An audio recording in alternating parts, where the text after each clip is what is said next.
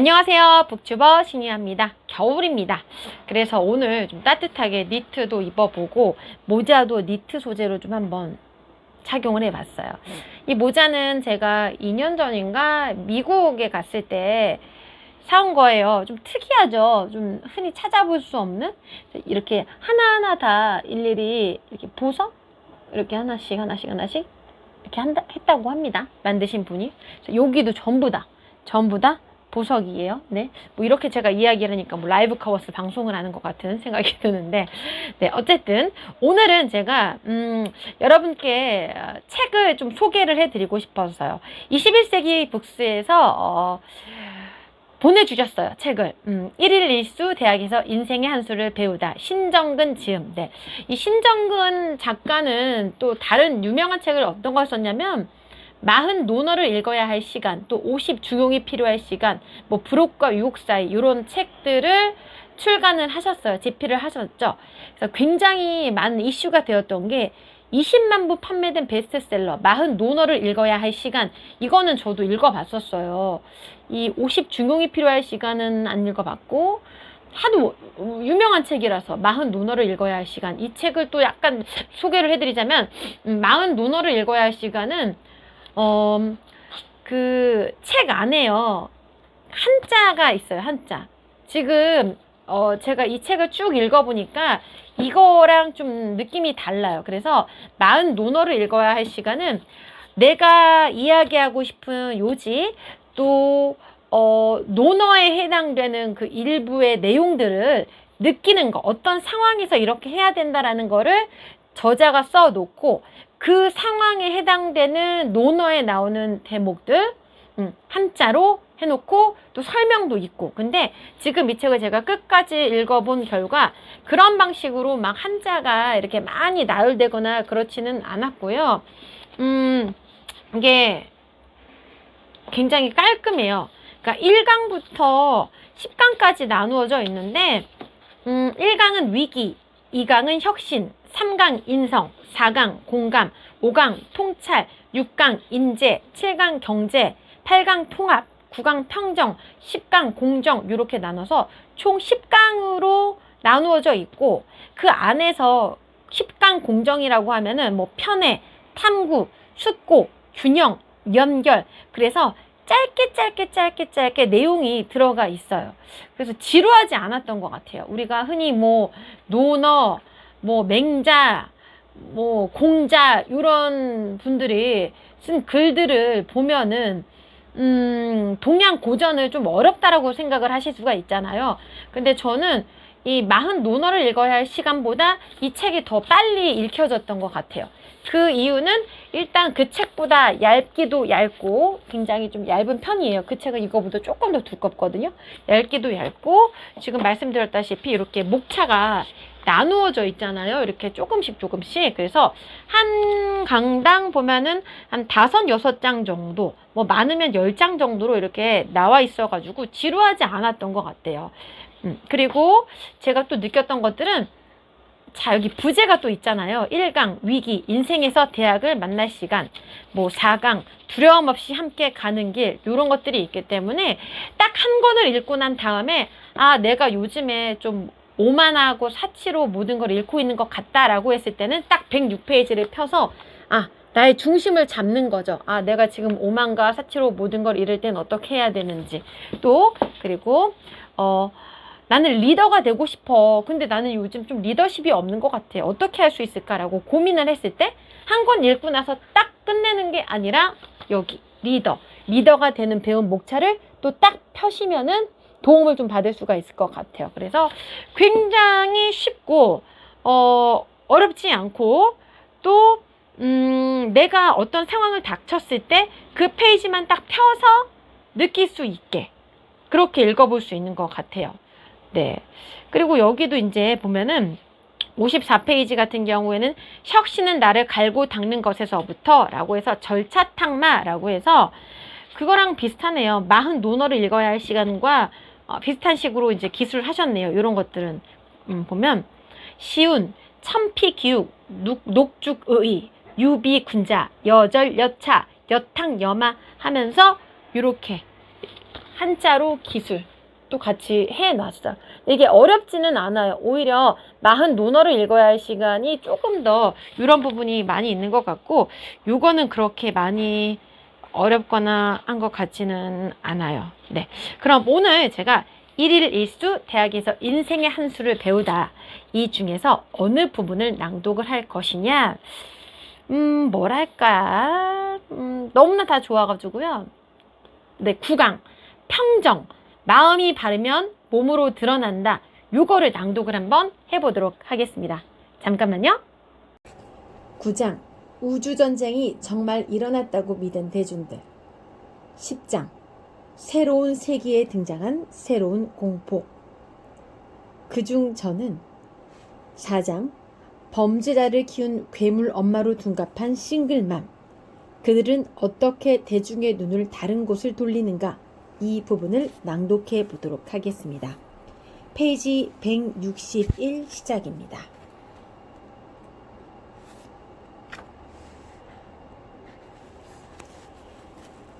미국 아이들이 처한 또 다른 끔찍한 문제는 그들이 아이를 낳는다는 것이다. 또는 언론과 정치인들이 그렇게 믿게끔 유도한 것일지도 모른다. 1996년 초 세계에서 가장 유명한 임신부는 10살밖에 되지 않은 가추소녀였다. AP통신은 이렇게 기사를 시작한다. 이국적으로 보이는 아몬드형 눈매에 진한 눈화장을 하고 짙은색 긴 머리를 위로 틀어올린 신디 가르시아는 적어도 14살은 돼 보였다. 충격적인 진실이 밝혀진 것은 2주 전이었다.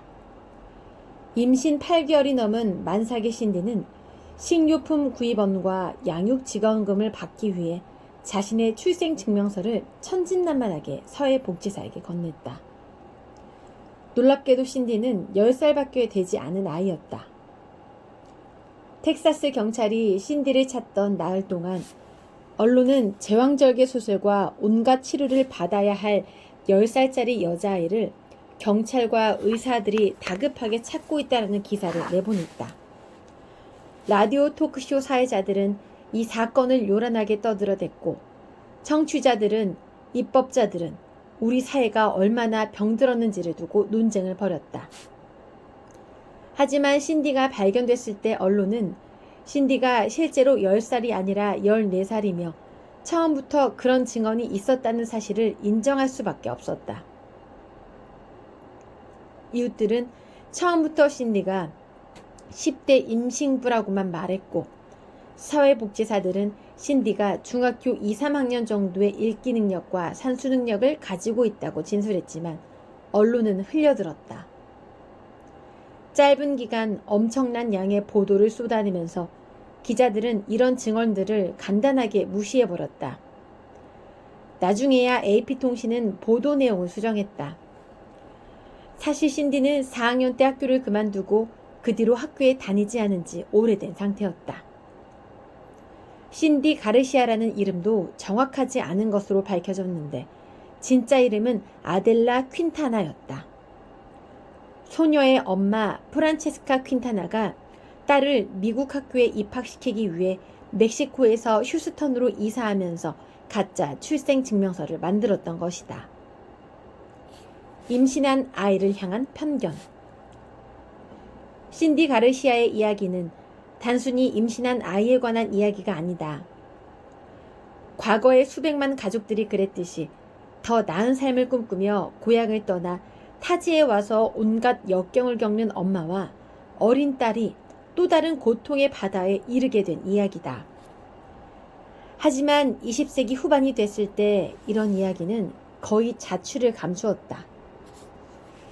이런 이야기가 미국의 공적 담론에서 거의 자취를 감춘 까닭은 라틴계 이민자에 대한 집중적인 공포 조장과 공포 행상인들이 사용하는 미스 디렉션 기술 때문이다.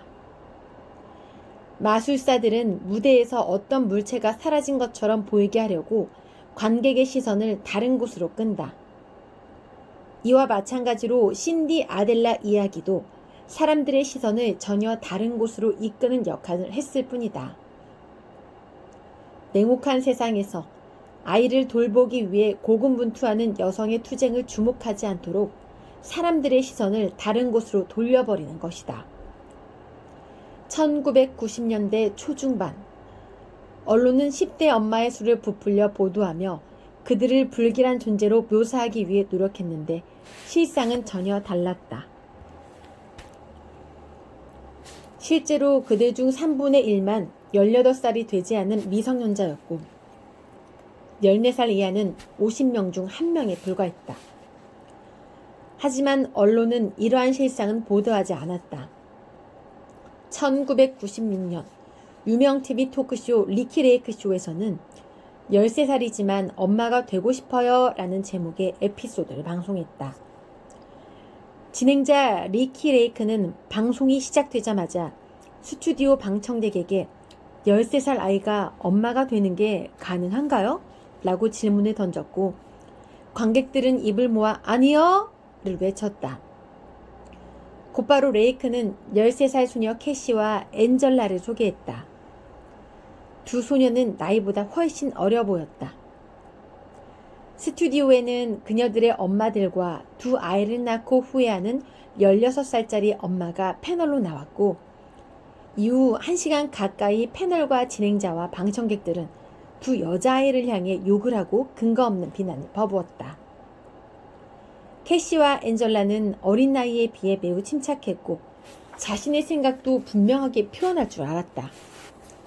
아이를 키워본 경험도 없지 않느냐는 말에 이들은 어린 형제자매들을 돌보며 많이 배웠다고 말했다.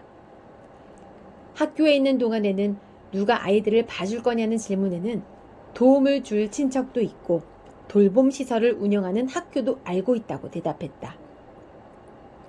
아이가 태어나면 남자친구에게 버림받을 거라고 방청객이 이야기하자 한 소녀는 그 애가 옆에 없을 거라는 건 알고 있어요 라고 차분하게 대답했다. 대체적으로 두 소녀는 나이가 두세 배 많은 어른들보다 오히려 사려 깊은 부모가 될 자질을 충분히 갖춘 것처럼 보였다. 하지만 그것은 중요하지 않았다. 이들은 누구도 곧바로 아이를 갖겠다고 말하지 않았다. 캐시의 엄마는 아이에게 피임 주사를 맞췄다면서 몇 달 동안은 아이를 가질 수 없을 것이라고 말했으며 캐시도 스스로 엄마가 될 준비가 아직 안 된 것 같다고 무심결에 털어놓았다. 반면 엔젤라는 엄마가 아이를 입양하면 키우는 걸 돕고 싶지만 자신이 임신할 생각은 전혀 없다고 똑부러지게 밝혔다. 10대 임신이라는 주제를 내세우긴 했지만 결국 임신한 13살 소녀는 어디에도 없었다. 좀 더 품격 있어 보이는 프로그램에서도 어린 10대들에게 임신이 유행처럼 퍼지고 있다는 거짓을 퍼뜨리는 데 동참했다.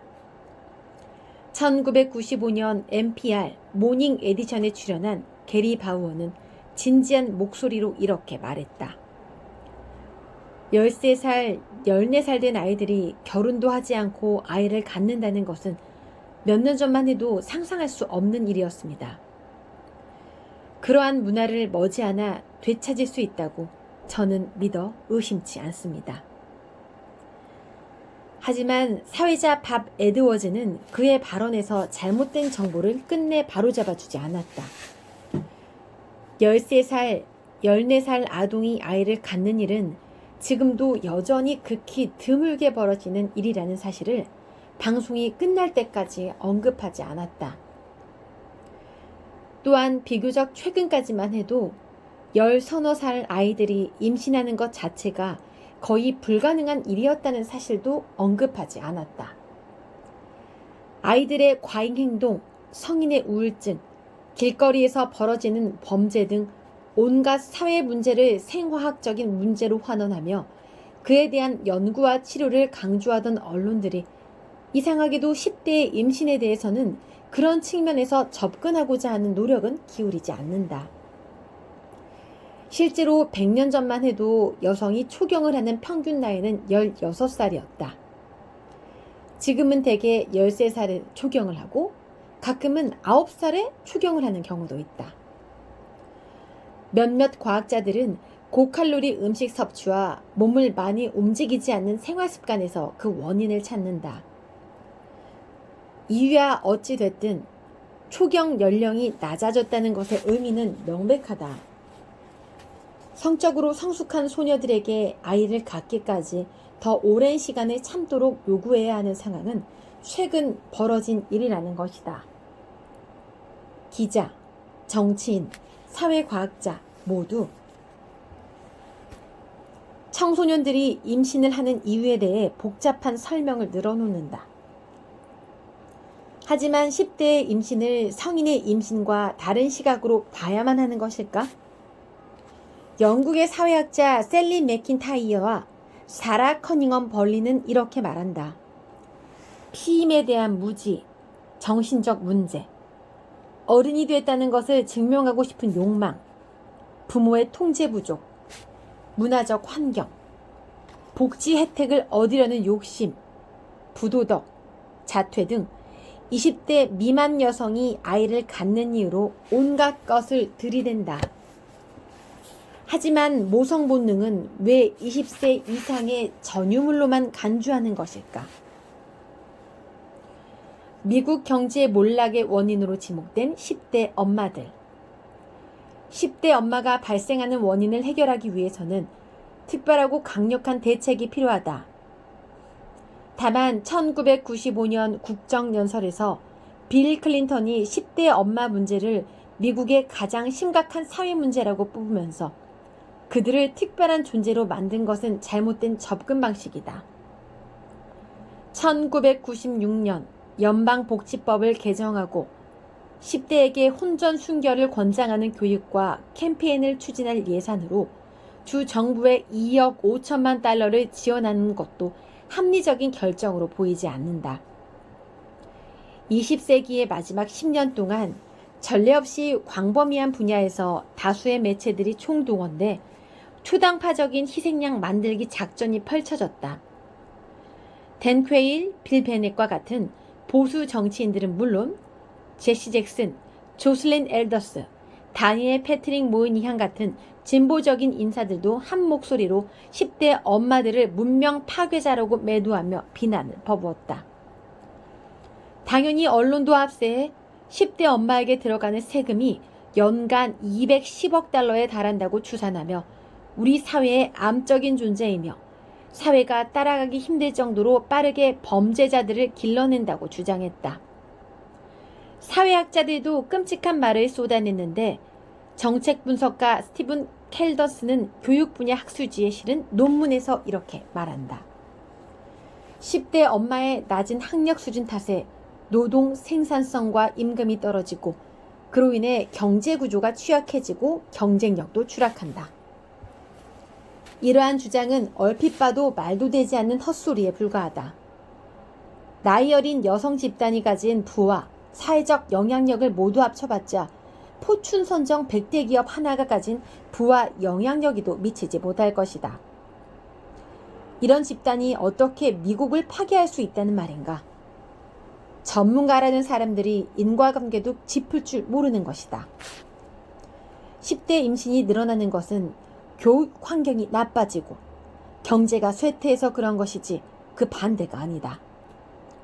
열악한 교육 환경에서 질 낮은 교육을 받고 전망도 암울한 형편없는 일자리를 평생 전전해야 할 것 같은 상황에서 어린 소녀가 굳이 성 경험을 뒤로 미루거나 피임을 할 이유가 있을까? 실제로 1944년이 아닌 1994년 통계를 보면 이들 가운데 80%는 임신을 하기 전부터 이미 쿵핍한 생활을 하고 있었다. 이른 나이에 아기를 낳았다는 사실만으로 실패자라고 매도하고 의존적인 사람이라고 비난해선 안 된다. 피플은 아기라는 덫이라는 제목의 참담한 기사에서 믿기 어려운 통계를 제시한다. 25살 이후 아이를 낳은 엄마 중 학사 학위를 가진 이들은 47%인데 반해 10대의 아이를 낳은 엄마들 중 학사 학위를 가진 이들은 5%밖에 되지 않는다. 이러한 차이는 이미 주어진 환경, 특히 가난과 교육기회 부족 때문에 발생한 것일 뿐 아이를 언제 낳았느냐는 것 때문에 발생한 것이 아니다. 생활 수준이나 교육 수준이 비슷한 10대 엄마들과 일반적인 소녀들을 비교했을 때에도 두 집단 사이의 소득이나 학력은 장기적으로 별다른 차이가 없었다. 네, 이렇게 낭독을 한번 해봤는데요. 제가 끝까지 읽어본 결과 그 40논어를 읽어야 할 시간도 제가 읽어봤다고 했잖아요. 구조는 비슷한 것 같아요. 네. 비슷한 느낌으로 같은 저자이니까요. 썼고요. 좀 설명을 해드리자면은 이 책을 효율적으로 읽을 수 있는 방법은 일단 그 키워드가 있어요. 키워드. 그래서 메인 제목이 있고요. 오늘의 키워드가 있어요. 그러니까 예를 들면은 이런 거죠. 자, 이런 게 키워드죠. 제목, 요거 제목, 키워드가 있고 그 다음에 말씀드리고 싶은 게 요게 좀 도움이 되실 거예요. 설명을 해드릴게요. 이 책의 목차마다요, 내용 안에서 인문, 승당, 입실, 여언 이렇게 나누어져요. 그러니까 쭉 그냥 내용이 있는 게 아니라 보시면은 여기 보이죠? 인문, 잠깐 보이나? 나 보이시나? 보이죠? 여기 인문 써있죠? 인문. 네, 거꾸로 보이죠? 인문 이런 것처럼 써있어요. 쭉 읽다 보면은 또 이렇게 보이시죠? 승당, 뭐 입실 이런 게 좀 보여요. 그쵸? 이걸 좀 설명을 해드릴게요. 먼저 인문은 책을 딱 펴셨을 때 여러분들이 아시다시피 그 뜻이에요. 문에 들어서 현대적으로 어떻게 읽을 수 있는지를 소개를 하는 거예요. 이 글에서. 그리고 승당, 당의 오름, 원문의 도금과 번역을 곁들여서 제시를 하는 거예요. 그러니까 예를 들어서 뭐 신부제언 이런 것들 있죠. 한자로 되어 있는 거 한문. 네. 그리고 입실, 당에 들어섬. 그러면은 이 승당에 나왔던 글들을 해석해 주는 것이라고 생각을 하시면 되세요. 네. 그리고 여언. 네, 여언은 제가 생각할 때 여기 써 있네요. 함께 이야기 나누기. 그래서 조목의 내용을 읽고 한자음을 읽을 수 있는지 스스로 좀 점검해 보는 것. 그래서 이 대학에 관련된 내용뿐만 아니라 내용 안에서 한자도 모르는 한자도 또 뜻풀이를 잘 해주셨고 이렇게 도움 받으실 수가 있을 것 같아요. 제가 솔직히 처음에 40논어를 읽어야 할 시간 앞부분을 살짝 좀 지루했거든요. 왜냐면은 쭉 읽기 편하게 나오면 좋을 것 같은데 저는 오히려 이렇게 막 끊겨 있어서 불편하기도 했어요. 뭐 인문, 승당, 입실, 여언. 그래서 사람마다 다르겠지만은 이렇게 나누어서 하면은 아 이렇게 되어 있구나. 한자로는 이런 글이고 한문은 이거고 내용은 이거구나라고 생각할 수 있을 것 같은데 처음에 읽기가 약간 불편했거든요.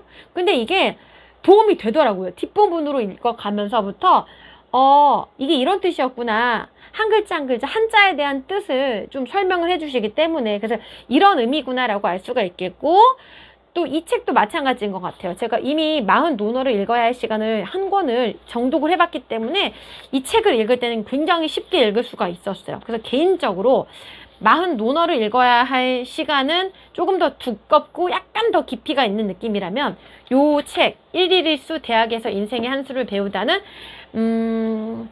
쉽게 읽을 수 있는 것 같아요. 그 책에 비해서는. 그리고 하루에 한 문장씩 50일이면 1000년의 지혜가 내 것이 된다 라고 이렇게 써 있는데 이 말도 굉장히 마음에 와닿는 것 같습니다. 그래서 오늘은 21세기 북스에서 전해준 1일1수 대학에서 인생의 한 수를 배우다를 낭독해 드렸습니다. 네, 깊어가는 겨울밤에 대학에 관심이 있다면 적극 추천하고 싶습니다.